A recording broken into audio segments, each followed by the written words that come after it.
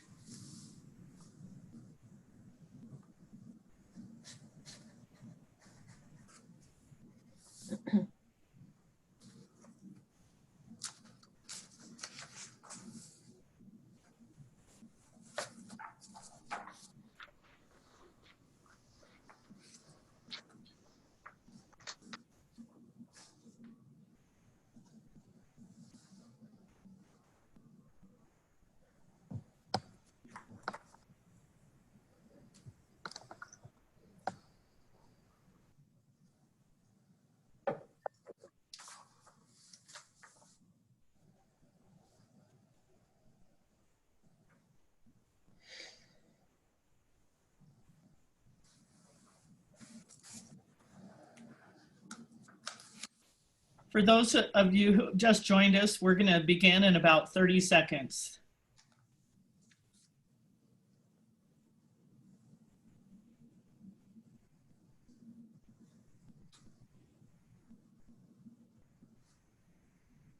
Good morning again. This is Terry Fees, Vice Chancellor for Research and Innovation. Welcome to our town hall to talk about research and try to address as many of your questions as possible. Before we get started answering questions, I want to thank the CU Boulder research community. It's been amazing to watch the professionalism and the camaraderie over the last week. And it's been really heartening to see how everyone has worked so well together. So thank you for that. We're working with all our campus groups, the federal agencies, national labs, and other universities throughout this time. So you can ensure that we have been very connected to what is happening and trying to bring that to our campus. It's helpful to be in contact with our peer institutions and to hear that they're going through much of the same transitions that we are and that we're all in this together. Before we get started, let me give some background for this town hall. This research town hall is taking place live, but a recording will be made available for those who can't join at this time. We're using a webinar setup, which means all lines are muted except for the panel. We're planning for 30 minutes, but we'll accept more questions that we can follow up later as needed. If you're participating live, you can use the chat function in Zoom to submit questions. The chat button should be at the bottom of your screen. And those questions will be, we'll have those after the fact so that we can get back to you personally if we don't get to them during this time. If you do use the chat function, remember your questions will be visible to others. Anything you share should be suitable to share with others. Don't share confidential or personal information in that chat.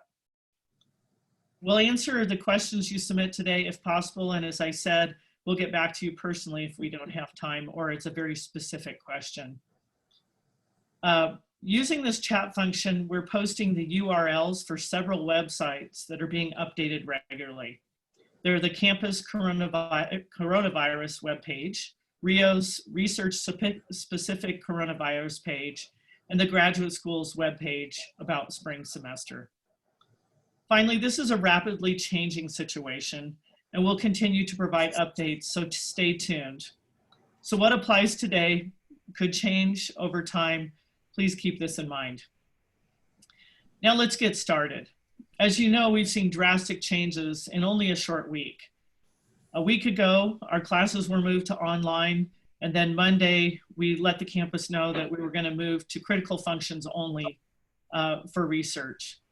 This has been an extremely short period of time for us to adjust, but we're here to help you wherever we can. As you are aware, all labs are closing except where there's a critical risk of disruption, catastrophic loss, or animal care requirements.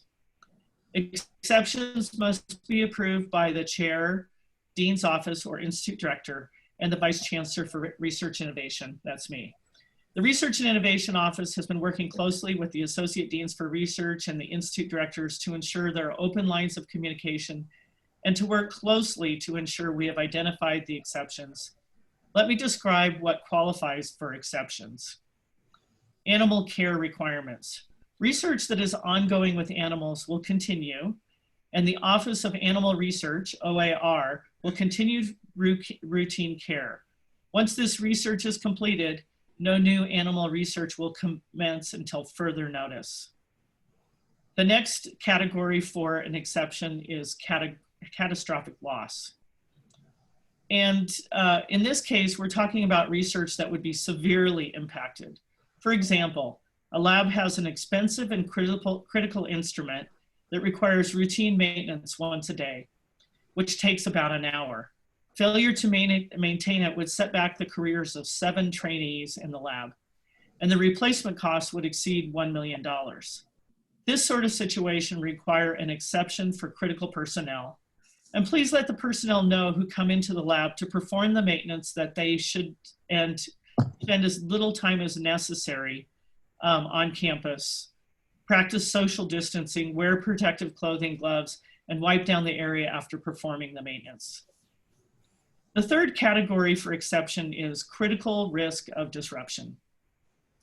This exception is important, but it may be difficult to define in a consistent manner. We know that all research is at risk of disruption through this process of shutting down our research labs.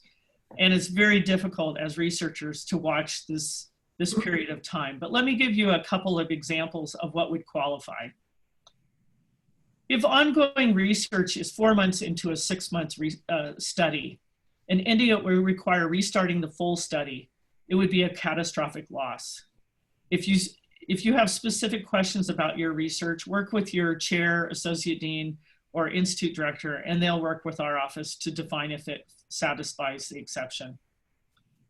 Another example is a student has 2 weeks of work left to complete their degree, a graduate student. In this case, please consult with the advisor and have the advisor request an exception from the unit head. Please minimize the time that you have to be in the lab as much as possible if the exception is granted. So that's kind of an overview of the exceptions that we're reviewing, and we've reviewed most of those for the institutes and the colleges at this point. We're finalizing a few of those. Another exception for research that directly contributes to COVID-19 is also being granted. We have a lot of talented people on this campus, and I have utmost confidence that they will contribute to helping move beyond this crisis. So those research groups are also granted an exception. So today we'll do our best, and in the future, to answer the questions, and I'm sure that there will be some that continue to arise over time. We encourage you to first go to your supervisors, chairs, and deans and institute directors, and that we'll work directly with them to make sure that we have uniform guidance from across campus. Today, I'd like to introduce a few of our key research leaders, our leaders for our Research and Innovation Office.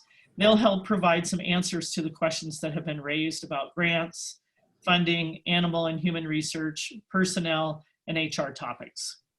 So first, I'd like to introduce Denitta Ward, Assistant Vice Chancellor for Research and Innovation and Director of the Office of Contracts and Grants. Denitta, can you give us an introduction? So thank you, Terry.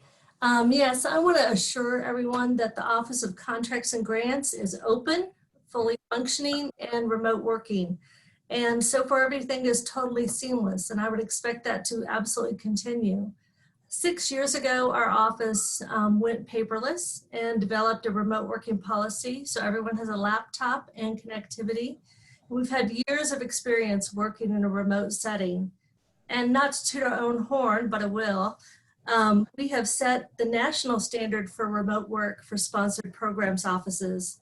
So your support of our PIs, our campus, our department administrators should be absolutely seamless and responsive.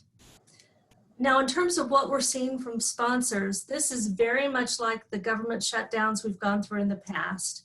The agencies are figuring out what to do about all the active research projects, and they're releasing guidance as it develops. Yesterday, the federal government requested, or authorized, I should say, agencies to loosen rules on late filings, late submissions, late reports, and we're waiting for the official government agencies to respond to that authorization. Some, like NIH, have been proactive and they have loosened up strict rules on late submissions and filings. So as we start to get the guidance, we will have that posted up on the Rio FAQ page. I also want to put a plug in for training. This is a great chance for researchers and staff to do more training. We have at OCG online a strong set of trainings, guidance, downloadable handouts, as well as live programs via Zoom. Yesterday, our Zoom program was on award closeouts. We also have an OCG YouTube channel where all these trainings are posted, and a video is coming out today on how to request a no-cost extension. So overall, I would tell you the work is going seamlessly, proposals are going out, and active awards are getting funding coming in.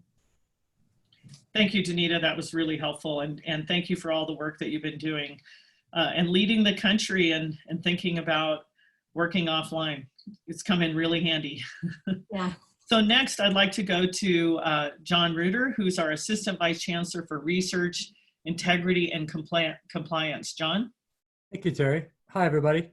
Rest assured, the Office of Animal Resources, or OAR, all our staff are central employees. Animal care continues as normal, and the animals are in good hands. We are always prepared for emergencies such as this type. We practice these scenarios every year with our team.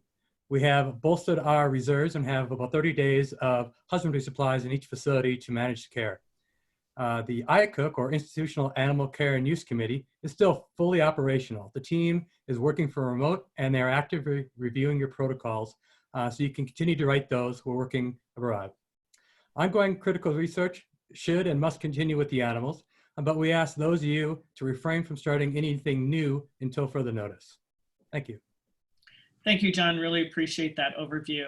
So next, I'd like to go to Claire Dunne, the Director of Human Research and IRB. Claire? Hello, everyone. The IRB office is used to working remotely, so for us, it's business as usual. Those of you that know Doug Graffel, he's worked out in Nebraska for the last 3 years, so he's constantly been remote.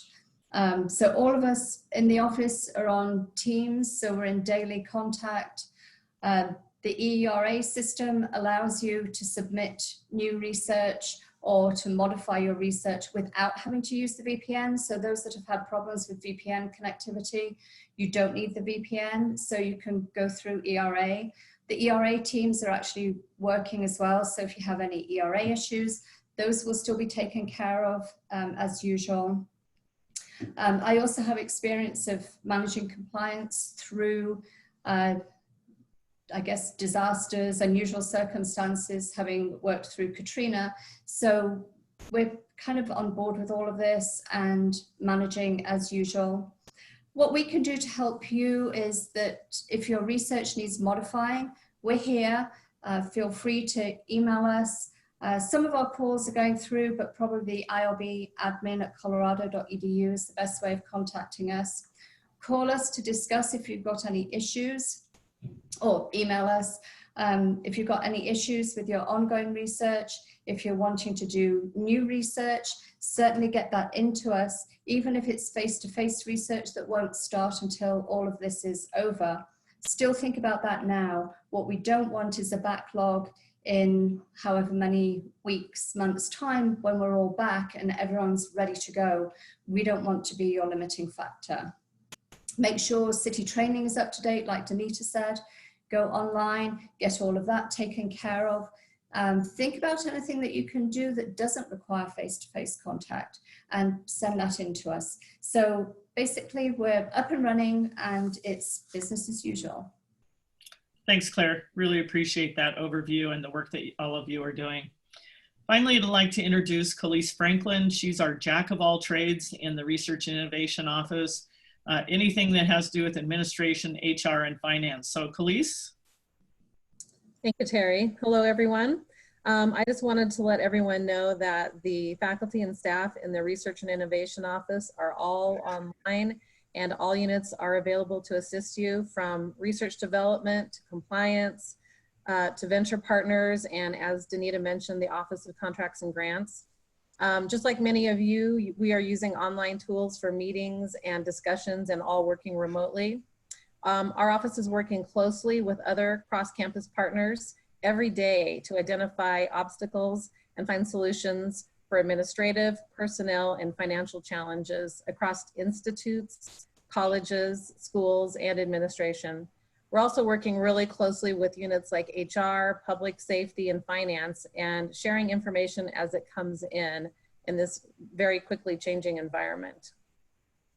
Thank you, Colisse. Really appreciate the work you're doing to track down these issues as they come up. Now we'd like to go through and share some of the most common questions that are coming up. Chris Yankee is behind the scenes, really helped put all this together. He's capturing your questions on the chat. I can already see some of those coming in, so looking forward to getting to those too. So let me start with a couple of the top questions.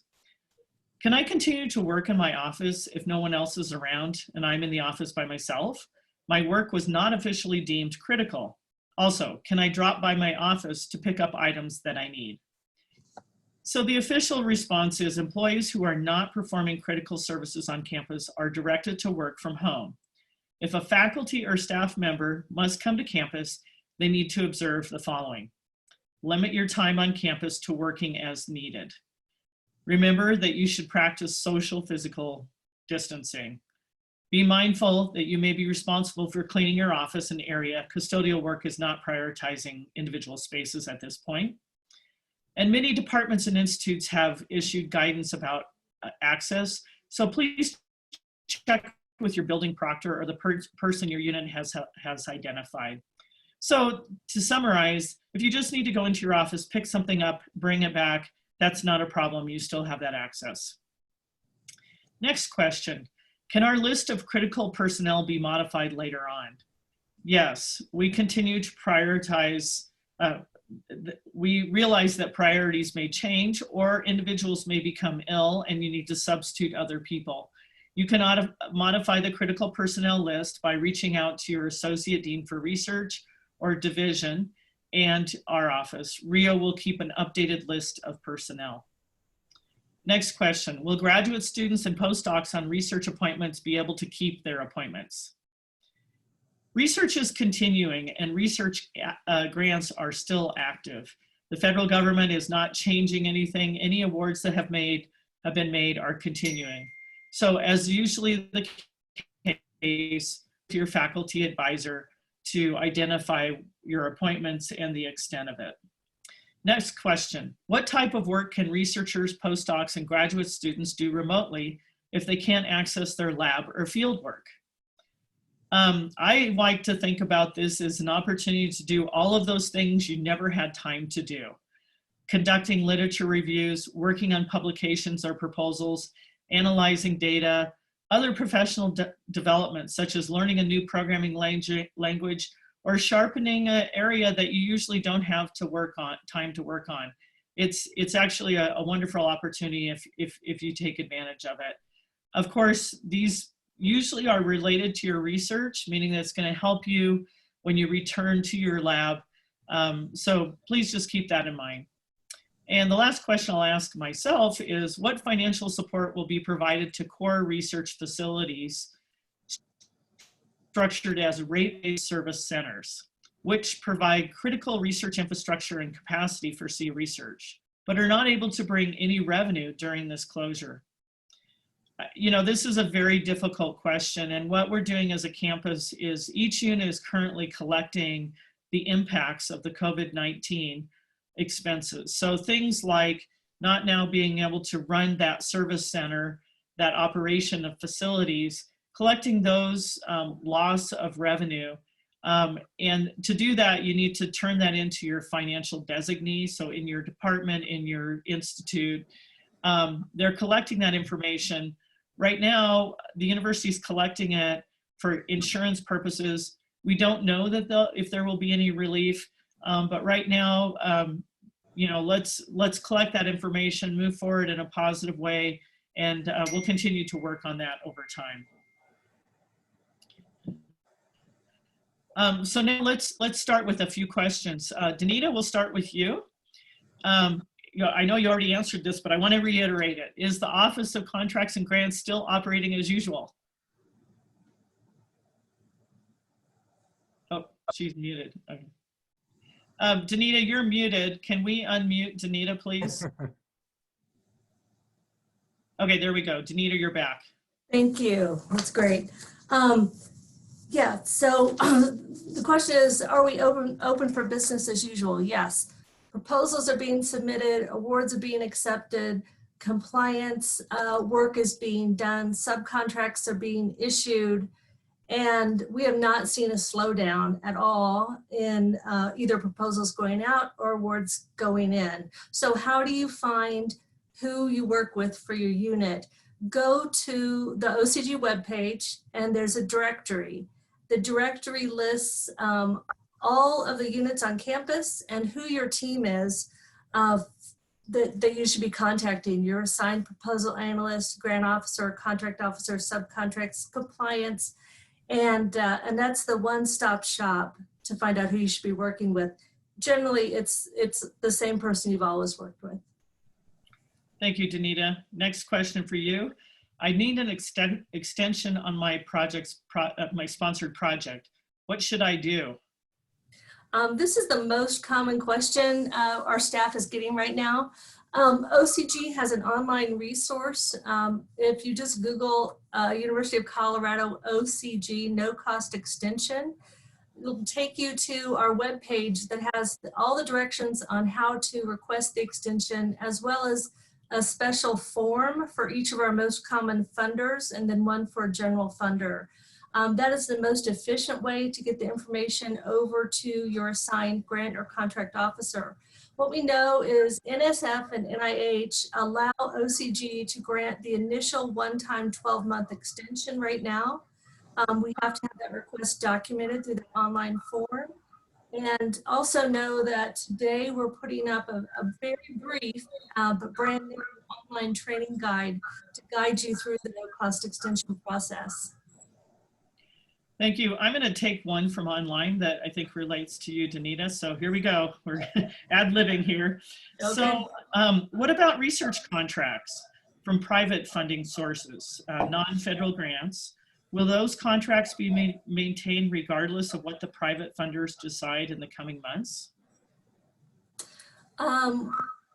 We expect the research to continue. What would happen on any particular research contract from a private funder? First, I would say to the PIs who are working on these, stay in contact with your programmatic counterpart. I would fully expect the awards to continue. Having said that, there are certain provisions for mutual termination or termination by one party or the other that would possibly kick into place if there's supposed to be a termination. So you would work very closely with your contract officer if you'd like to have a preliminary review of what those contract terms require. And that would also include the extension process if you feel you're going to need more time to take care of those deliverables.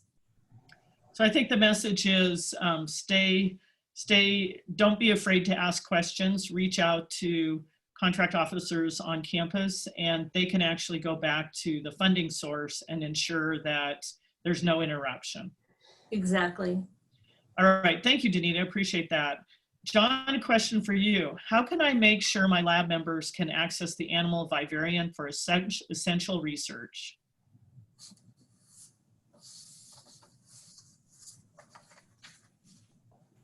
John?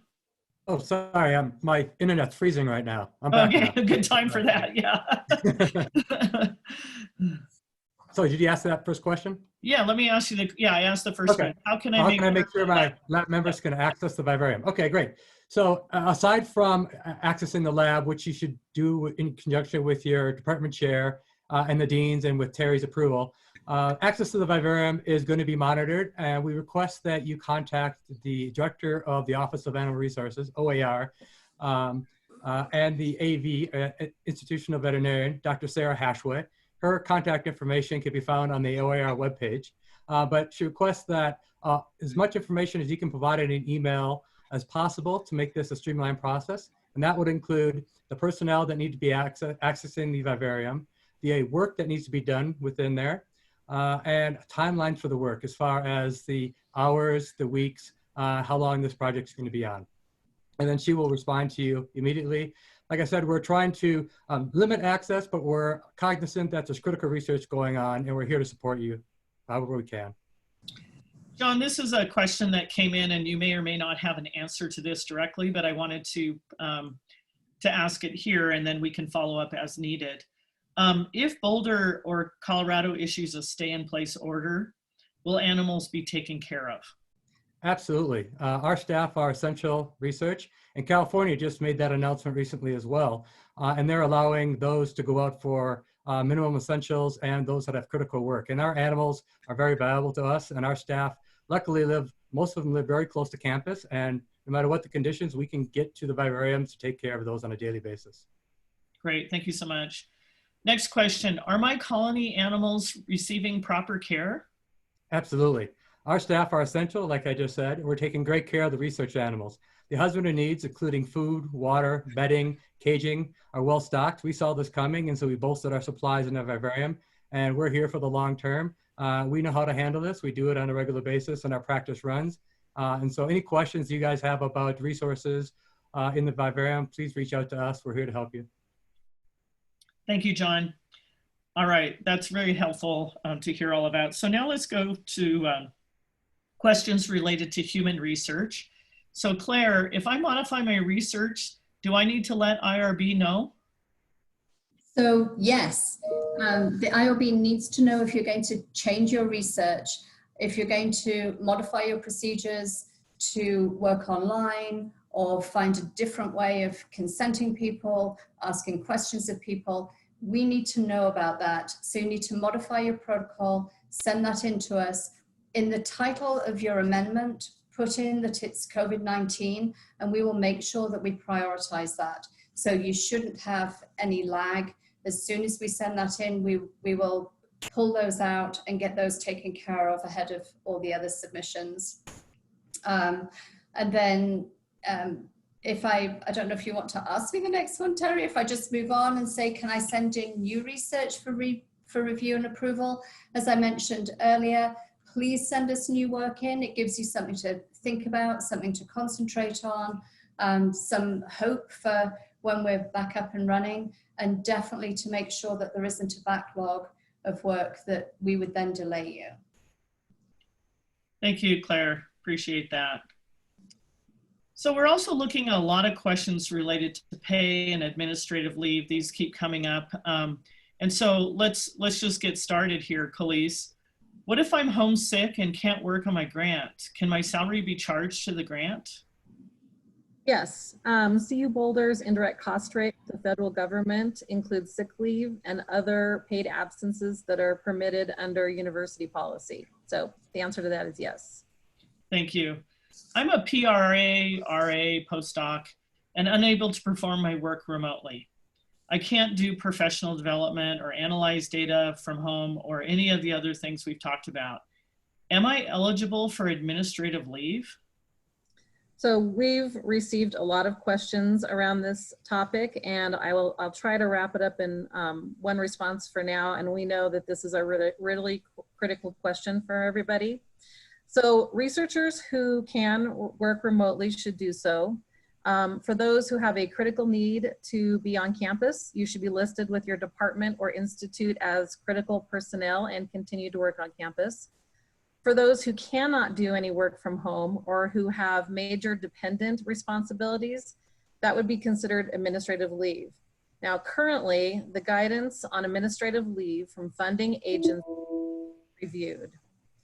NIH has come out with a statement that if a recipient organization's policy allows for the charging of salaries and benefits during periods when no work is performed due to the effects of COVID-19, regardless of the funding source, whether it's federal or non-federal, then such charges to the NIH grant awards will be allowable. They're one of the first ones who've come out with anything this specific. So this issue is being reviewed by the funding agencies, and we expect federal guidance to be issued shortly. In the next week, we will have some guidelines for campus regarding administrative leave, and we want you to know that this is a really high priority for us. Yeah, and I'm going to reiterate that. I think there are questions about, I have childcare. My childcare has closed. I have my kids at home. I have responsibilities at home.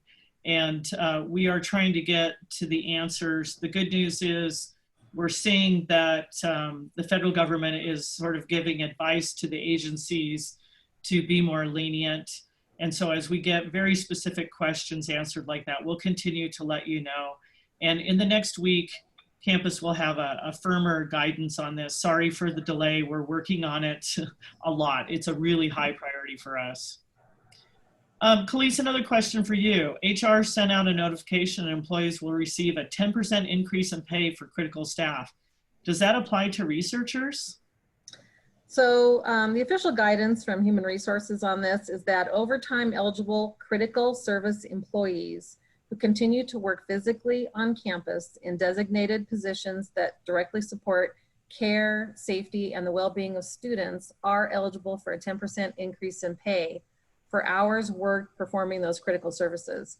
They've also determined that HR, in consultation with each executive officer who oversees these functions, which critical service employees have duties that will sufficiently support the care, safety, and well-being of students to receive critical pay. So HR will work with the executive officer of each of those units. So in general, researchers are not going to qualify for those increases. Okay, thank you. Next question. This is a stressful time for everyone, for staff, for faculty, for our graduate students and our undergraduates, and I'm worried about their well-being. Are there mental health assistance benefits for faculty and staff during this time? Yeah, I think this is a really great question, and I encourage everyone to check in with your staff, your colleagues, your students on a regular basis. This is a stressful time with a lot of uncertainty. So the Office of Human Resources and within them the Health and Wellness Services Office, they offer several resources for employees, and their webpage also lists tools for managing stress and anxiety. And I'm just going to mention 3 of them right now. One of them is called Silver Cloud, which is a confidential online portal that offers secure, immediate access to online programs for stress, anxiety, and depression. Another one is called the Real Help Hotline, and this gives you access to professional counselors who can offer assistance finding local resources to provide immediate crisis counseling. It's free and confidential service, and it's available 24/7. The service is available to all members covered under any of CU's medical insurance plans. And then finally, we have on campus the Faculty and Staff Assistance Program. They are now offering telehealth video conferencing, which is an encrypted platform that is completely confidential and HIPAA compliant. So please contact the Faculty and Staff Assistance Program if you'd like to schedule an appointment, and a counselor will reach out to you within 24 hours. And again, all these resources can be found on the CU Boulder HR webpage under Health and Wellness Services. Thank you, Colisse. And then the question that's also come up a lot is, I want to avoid taking public transportation to ensure social distancing. Can I park for free on campus if I'm a critical employee? So this is an issue that we have requested from campus, from Parking Services, that those who are listed as critical personnel be able to park on campus, and we hope to have an answer very soon. So anyone who has questions about parking options should contact Parking Services at 5 Park. Thank you.